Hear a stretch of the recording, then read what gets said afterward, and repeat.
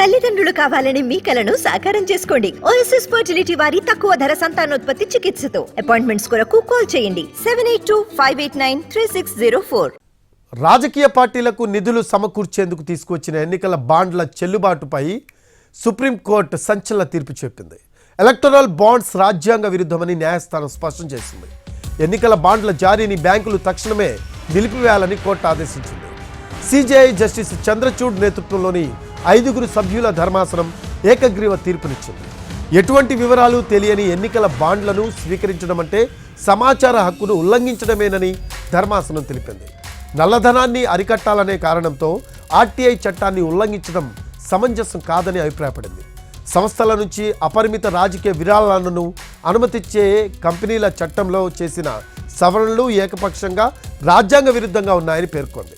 కంపెనీలు ఇచ్చే విరాళాలు పూర్తిగా క్విడ్ ప్రోకో ప్రయోజనాలకు అనుకూలంగా ఉండటంతో పారదర్శకత లోపించిందని, అందువల్ల ఎన్నికల బాండ్ల ద్వారా వచ్చే విరాళాలను తప్పనిసరిగా బహిర్గతం చేయాల్సిందేనని స్పష్టం చేసింది.